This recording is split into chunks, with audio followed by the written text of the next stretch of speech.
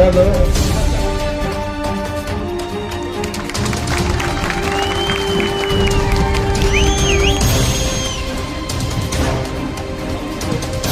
పోతే రాష్ట్రం అధోగతి పాలవుతుంది. ఒక జ్యోతులను ఎవరూ లెగడమే కాదు, ఈ రాష్ట్రంలో ప్రతి ఎన్డీఏ అభ్యర్థి నెగ్గి తీరాల్సినటువంటి అవసరం ఉంది. ఇటు పార్లమెంట్ సభ్యులు కానీ అటు శాసనసభ్యులు కానీ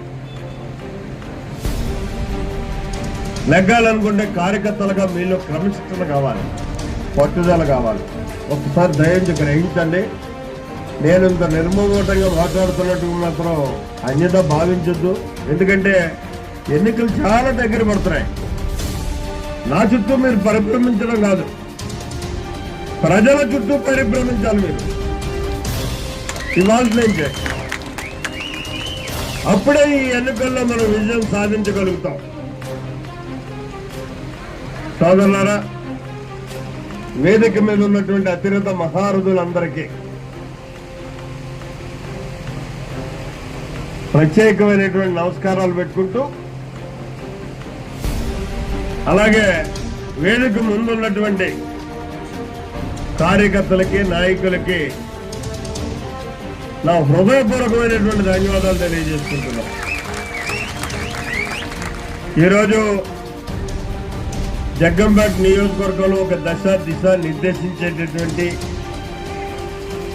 ఒక వినూత్నమైనటువంటి మార్పు రాబోతున్నటువంటి రోజు ఈరోజు. ఎందుకు నేను ఈ మాట్లాడుతున్నానంటే, మీ అందరి యొక్క ఆశీర్వాదంతో, మీ యొక్క అభిమానంతో ఈరోజు నేను తెలుగుదేశం పార్టీ, జనసేన, బీజేపీ పార్టీల యొక్క కలయిక అభ్యర్థిగా నామినేషన్ వేసినటువంటి పరిస్థితి ఉంది. ఇవాళ నామినేషన్ వేయడం చాలా నిడారంభరంగా 5గురు వెళ్ళాం. ఎందుకంటే ఎన్నికల నిబంధనలకు అనుగుణంగానే మనం నడుద్దాం అనేటటువంటి ఆలోచనతో మీ అందరిలోనే కూడా ఉన్న చేతి ఇంత నిడారంభరంగా మనం ఎవరిగా అడౌట్ చేయకుండా, కేకలేసుకోకుండా, తొక్కుకోకుండా, చూసుకోకుండా, మా వాడైతే కాట్రాలపల్లి నుంచి ఎక్కడి దాకా కూడా మొగ్గలేసుకుంటా వచ్చేవాడు. నామినేషన్ పత్రాలు రండిరా బాబు, తమ్ముళ్ళు కూర్చోండి, ఇలాగొచ్చి దానికి నాంది.